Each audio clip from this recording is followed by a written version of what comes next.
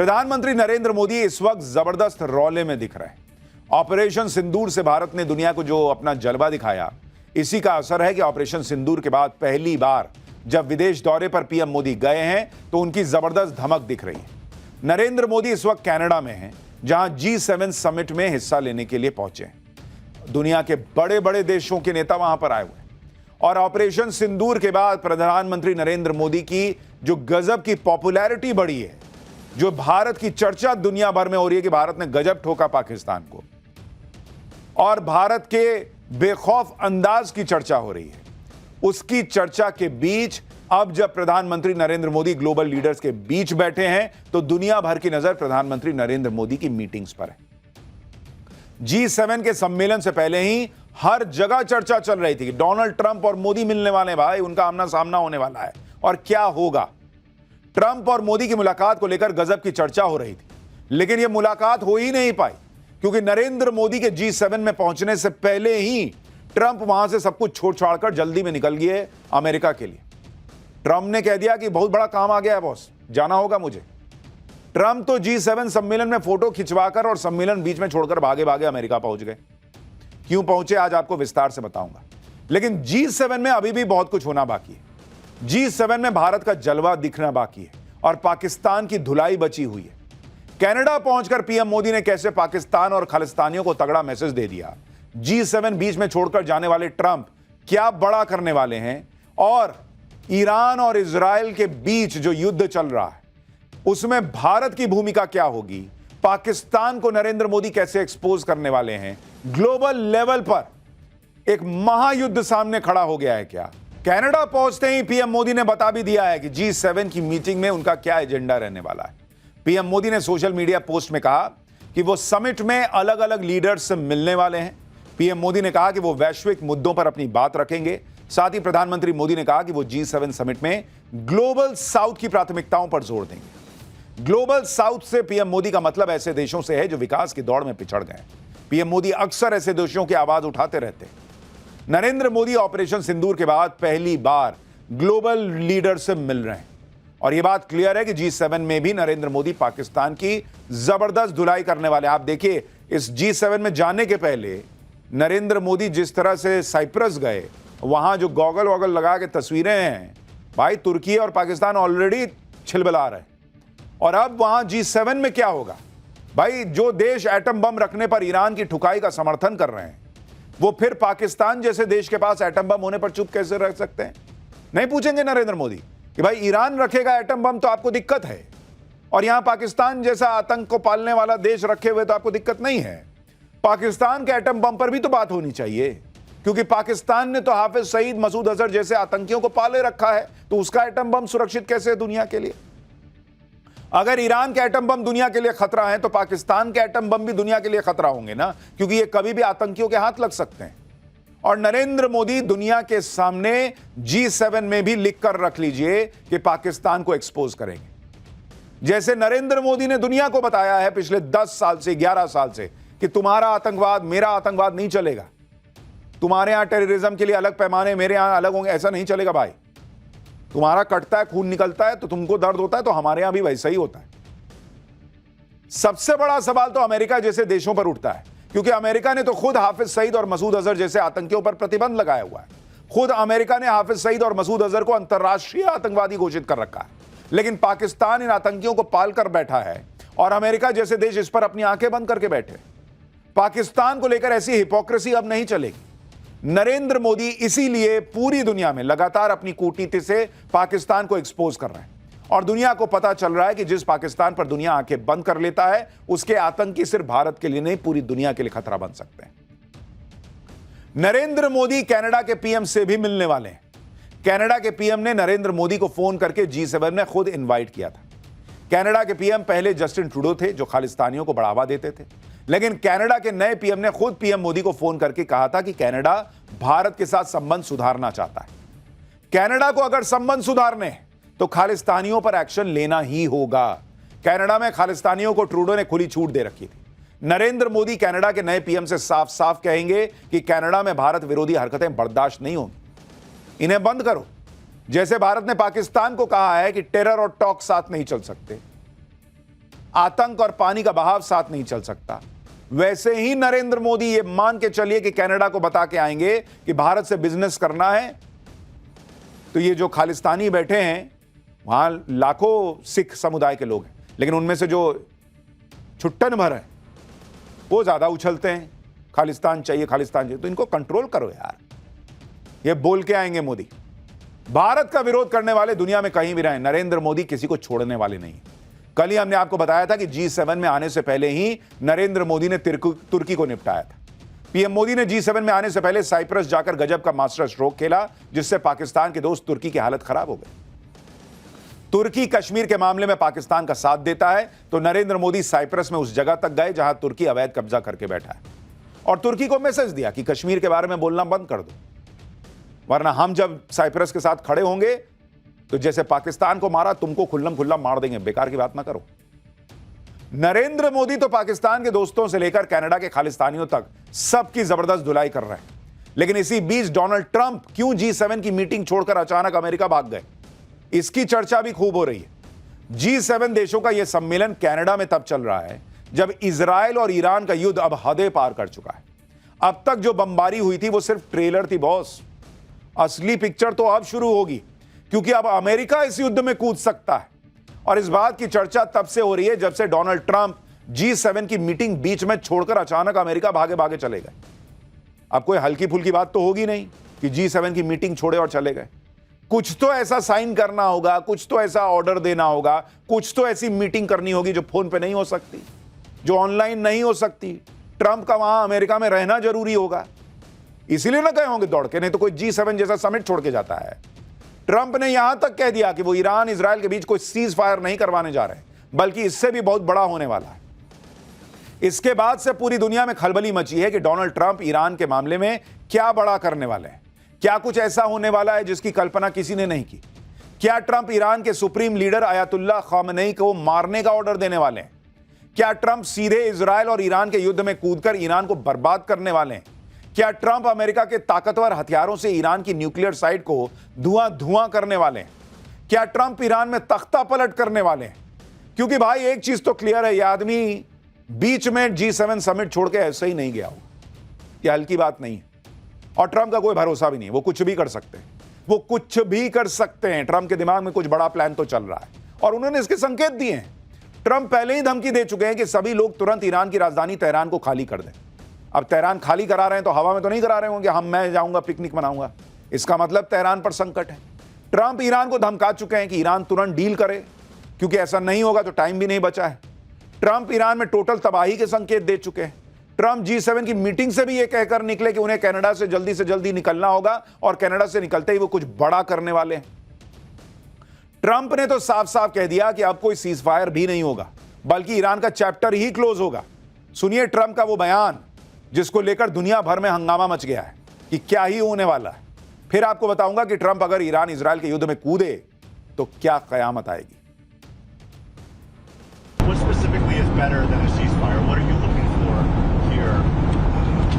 An end, a real end, not a ceasefire. An end. So something that would be permanent. Yeah, or giving up entirely. Is That's that okay too. Are you close there? Is that possible in the next 24 Why not? hours? Certainly possible. Complete give up. That's possible. Yeah. हालांकि चर्चा इस बात को भी लेकर हो रही है कि यही अमेरिका का डबल स्टैंडर्ड है, दोगलापन है।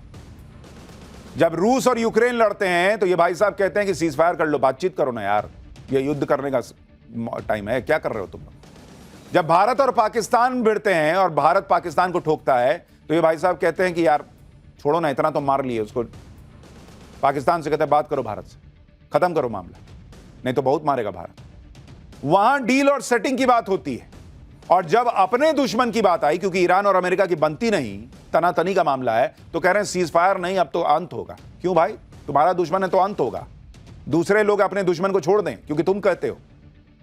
ट्रंप सोचकर बैठे कि ईरान सरेंडर कर देगा, क्योंकि इजराइल जिस तरह से ईरान को ठोक रहा है उससे पूरे ईरान में हाहाकार मचा है। लोग ईरान की राजधानी तेहरान छोड़ छोड़ के जा रहे हैं, भाग रहे हैं। ये तस्वीरें देखिए, तेहरान पर जबरदस्त बमबारी हो रही है, लोग जान बचाकर ईरान छोड़कर भाग रहे हैं। ये तस्वीरें तेहरान की सड़कों की हैं। तेहरान से बाहर जाने के लिए लंबी लंबी कतारें गाड़ियों की लग गई हैं। लोग अपना बोरिया बिस्तर समेट के ईरान से निकल रहे हैं भाई कि इजराइल बहुत मार रहा है। तेहरान में इजराइल ने किस तरह से कहर ढाया हुआ है ये तो पूरी दुनिया देख रही है। बीच राजधानी में इजराइल के बम गिर रहे हैं, तेहरान जल रहा है। हमने कल ही आपको दिखाया था कि कैसे ईरान के सरकारी न्यूज चैनल पर इजराइल के बम गिर गए थे और उस वक्त एंकर न्यूज पढ़ रही थी। कैसे ये धमाका हुआ, इजराइल के बम गिरने के बाद ईरान के सरकारी न्यूज चैनल का दफ्तर कैसे जबरदस्त तरीके से जल रहा था। आप तस्वीरें देखिए भाई, पूरी दुनिया इन तस्वीरों को देखकर हैरान रहे। तो ये जो लड़का बोल रहा है, इसके पीछे जो आप बिल्डिंग देख रहे हैं वो वहां का सरकारी न्यूज चैनल का बिल्डिंग है भाई। आग लगी हुई है। जिस तरह से ईरान का सरकारी न्यूज चैनल का दफ्तर जला वैसे ही पूरा ईरान जलेगा और ये तब तक नहीं रुकेगा जब तक इजराइल ईरान के सुप्रीम लीडर खामनेई को खत्म नहीं कर देता। इजराइल ने बात साफ कर दी है कि अब युद्ध तभी रुकेगा जब खामनेई का खात्मा हो जाएगा। खामनेई को इजराइल पहले ही मार देता, लेकिन डोनाल्ड ट्रंप ने इजराइल को रोक रखा था। लेकिन अब जब ट्रंप खुद ईरान के अंत की बात कर रहे हैं तो इसका सीधा मतलब यह है कि खामनेई का खेल खत्म हो सकता है। इस वक्त इजराइल और अमेरिका के 3 टारगेट हैं। पहला टारगेट ईरान के न्यूक्लियर प्लांट्स को पूरी तरह से बर्बाद कर देना, दूसरा टारगेट है ईरान के सुप्रीम लीडर अयातुल्लाह खामनेई का खात्मा कर देना और तीसरा टारगेट है ईरान में खामनेई को हटाकर वहां पर नई सरकार बनाना। इसमें 2 टारगेट पर तो इजराइल ऑलरेडी काम कर रहा है, लेकिन तीसरे टारगेट यानी ईरान में तख्ता पलट को करना और वहां पर कट्टरपंथियों को सरकार से हटाने के लिए ईरान का सरेंडर करना जरूरी है। और ईरान ये सरेंडर तभी करेगा जब अमेरिका इस युद्ध में कूद जाए, क्योंकि अमेरिका अगर कूदा तो इसका मतलब यह है कि फिर ईरान की टोटल तबाही। ईरान को दुनिया में फिर कोई बचा नहीं सकता, क्योंकि अमेरिका के पास ऐसे ऐसे हथियार हैं जो ईरान को तुरंत सरेंडर करवा देंगे। आप खुद देखिए, ईरान के खिलाफ अमेरिका के बंकर बस्टर बॉम्ब सबसे घातक साबित हो सकते हैं। ये ऐसे बॉम्ब हैं जिनका इस्तेमाल उन ठिकानों को उड़ाने के लिए होता है जो जमीन के अंदर छिपे होते हैं। आप देखिए ना भाई, देखिए वो अंदर जाके फोड़ दे रहा है। ये बंकर बस्टर बॉम्ब है, इसमें इतनी ताकत होती है जमीन का सीना फाड़ के अंदर चला जाता है, जमीन नहीं रोक पाती, कहता हटो यार मैं अंदर जाके मारूंगा। यह बॉम्ब खास तौर पर बंकर टनल को खत्म करने के काम आता है। अमेरिका के पास सबसे आधुनिक GBU-57 AB पेनिट्रेटर बॉम्ब भी है। यह देखिए, इस बॉम्ब का वजन 13,600 किलोग्राम है। यह बॉम्ब जमीन के अंदर 200 फीट की गहराई में जाकर फटने की क्षमता रखता है। पहले 200 फीट अंदर जाएगा तब फटेगा। देखिए, किसी भी अंडरग्राउंड टारगेट को तबाह करने के लिए एक के बाद एक बंकर बस्टर बॉम्ब्स को गिराकर जमीन के अंदर छिपे टारगेट को ध्वस्त किया जा सकता है। यह घातक बॉम्ब सिर्फ अमेरिका के पास है, इसलिए ईरान के खिलाफ अमेरिका के युद्ध में कूदने का मतलब है ईरान की संपूर्ण तबाही। और ऐसा भी नहीं कि अमेरिका इजराइल को यह बॉम्ब दे दे और इजराइल ईरान को ठोक दे, क्योंकि ये जो बंकर बस्टर बॉम्ब्स हैं ये अमेरिकी एयरफोर्स के B-2 स्पिरिट स्टेल्थ बॉम्बर से ही गिराए जा सकते हैं। मतलब उधारी का मामला नहीं है कि ये काम करे इजराइल, लो मार दो, तुम ही मार दो, ये नहीं, ये इससे गिरेगा। अमेरिका के B-2 बॉम्बर प्लेन 18,000 किलोग्राम का पेलोड ले जा सकते हैं। हालांकि अमेरिकी एयरफोर्स का दावा है कि वो B-2 के साथ 2 बंकर बस्टर बॉम्ब ले जा चुके हैं जिनका कुल वजन 27,000 किलोग्राम था। दूसरी बात यह है कि अमेरिका के बॉम्बर प्लेन की रेंज 11,000 किलोमीटर है। ये कुछ ही घंटों में दुनिया के किसी भी जगह पर पहुंच सकते हैं। अब यह भी समझिए कि अमेरिका के ये बंकर बस्टर बॉम्ब कैसे ईरान को घुटने पर ला सकते हैं। दरअसल ईरान ने पहाड़ों के बीच में जमीन के अंदर अपनी न्यूक्लियर फैसिलिटी बनाई हुई। इस अंडरग्राउंड ठिकाने को फोड़ने के लिए अमेरिका के बंकर बस्टर बॉम्ब ही काम आएंगे। ईरान के सबसे सीक्रेट और सुरक्षित न्यूक्लियर फैसिलिटी फोर्डो है। ईरान का यह न्यूक्लियर प्लांट तेहरान से 95 किलोमीटर दूर है। ऐसा दावा है कि यह न्यूक्लियर प्लांट जमीन में 260 फीट नीचे बना हुआ है। दावा है कि ईरान ने इस जगह को रूसी S-300 एयर डिफेंस सिस्टम से सुरक्षित किया है। यह भी दावा है कि इसी प्लांट में यूरेनियम U-235 का उत्पादन होता है, जो परमाणु बम निर्माण के लिए बेहद अहम है। वैसे तो इजराइल ईरान के एक और परमाणु ठिकाने नतांज तक अटैक कर चुका है, लेकिन फोर्डो अभी इजराइल के हमले से सुरक्षित है। और यह भी माना जा रहा है कि फोर्डो प्लांट को खत्म करने तक इजराइल के हमले रुकेंगे नहीं। फोर्डो को फोड़ देने तक, तबाह करने के लिए इजराइल को अमेरिका के बंकर बस्टर बॉम्ब की जरूरत पड़ेगी, क्योंकि वो इतना अंदर है, अंदर जाके ना फोड़ना पड़ेगा। ईरान से सारा झगड़ा ही परमाणु बम को लेकर चल रहा है। अगर इजराइल या अमेरिका ईरान के इस परमाणु किले को ध्वस्त कर देंगे तो ईरान के पास कुछ बचेगा ही नहीं। ईरान के बारे में कहा जाता है कि उसने जमीन के अंदर एक पूरा शहर बसाया हुआ है, जहां उसने अपने सारे हथियार और सैन्य ठिकाने बनाए हुए। आप तस्वीर देखिए, जैसे वो आप देखते ना, हमास वालों ने जमीन के अंदर पूरा निर्माण किया रहता है, ये उसका बाप बना रखा है। आप देखिए अंदर कैसे टनल हैं, कैसे हथियार हैं। ये ईरान है। इसी साल ईरानी सरकारी चैनल ने एक वीडियो जारी किया था जिसमें ईरान का यह अंडरग्राउंड शहर दिखाया गया था। इस अंडरग्राउंड ठिकाने में सेना के ऑपरेट करने के लिए सारी सुविधा थी। ईरान ने अपनी इस अंडरग्राउंड फैसिलिटी को मिसाइल सिटी बताया था। ईरान की इसी तरह की अंडरग्राउंड सैन्य अड्डों को उड़ाने में अमेरिका के बंकर बम बहुत काम आ सकते हैं।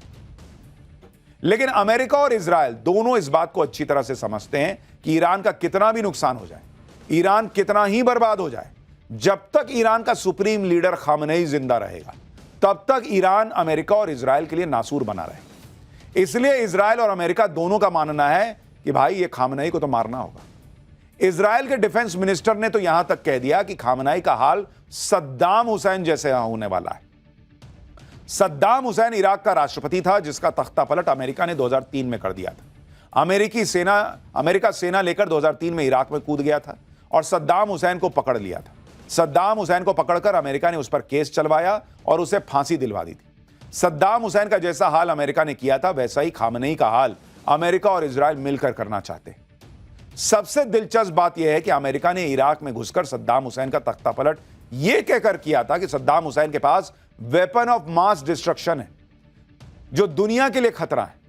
ईरान पर भी इजराइल ने यह कहकर हमला किया है कि ईरान कुछ ही वक्त में एटम बम बना लेने वाला है जिससे वो दुनिया के लिए खतरा बन गया है।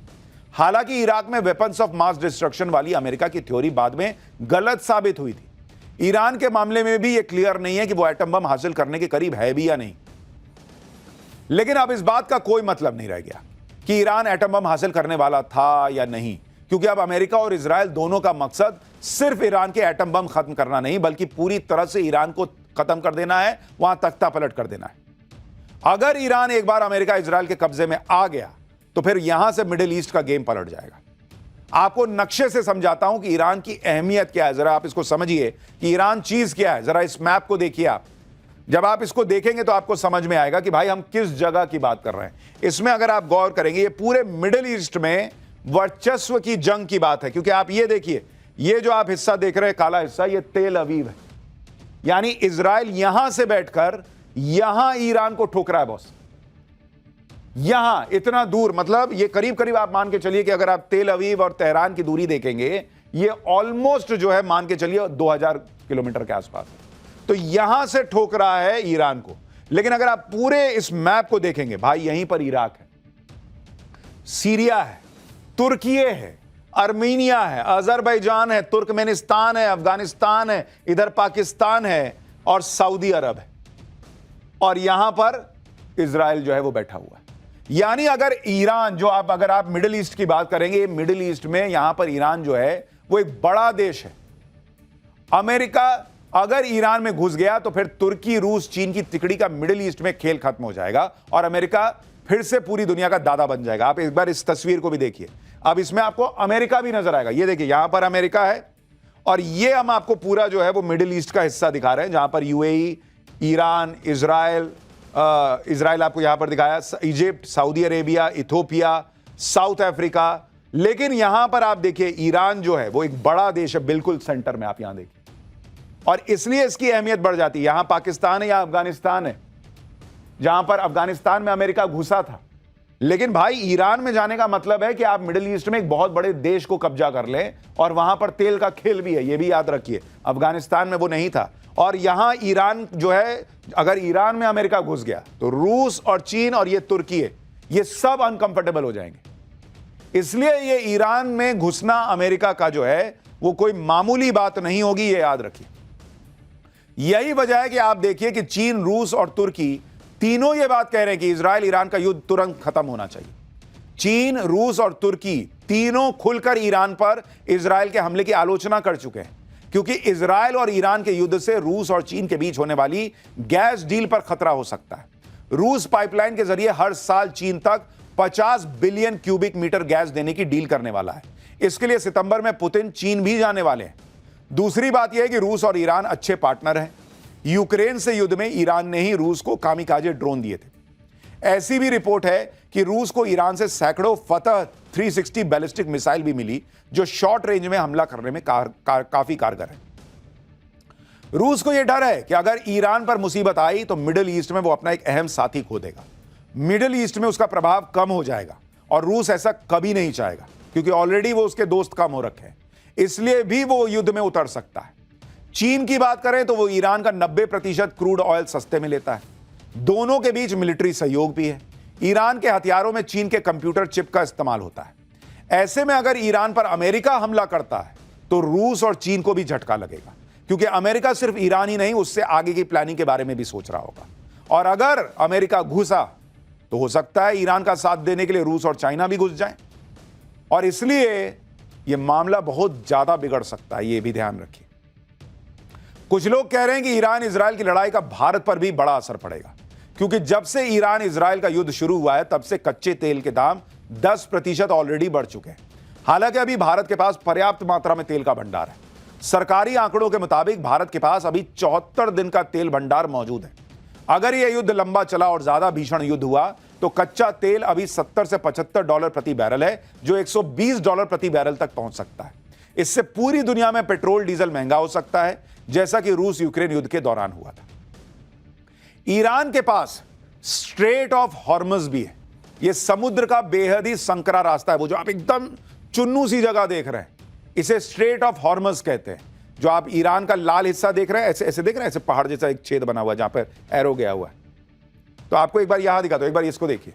ये आपको जो दिखा रहा हूं ना, ये है स्ट्रेट ऑफ हॉर्मज। अगर आप ये देखेंगे, पर्शियन गल्फ है, यहां कुवैत है, ये यूएई है, और जो तेल जाता है ना बॉस, अगर आप इसको देखेंगे तो यहां से इसी तरह से होते हुए उसको जाना पड़ता है। ये देखिए, ये है रास्ता, ये देख रहे हैं। अब अगर ईरान ने ये रास्ता ब्लॉक कर दिया बॉस, तो फिर है कांड। ये समुद्र का बेहद ही संकरा रास्ता है जो दुनिया भर में तेल सप्लाई करने के लिए बहुत जरूरी रास्ता है। यहीं से दुनिया भर के जहाज तेल लेकर निकलते हैं। दुनिया में रोज तेल की जितनी खपत होती है उसका 20% हिस्सा इसी रूट से होकर जाता है। अगर ईरान ने इस रास्ते को बंद कर दिया तो दुनिया के लिए तेल सप्लाई कम हो जाएगी और इससे तेल का नया संकट आ सकता है।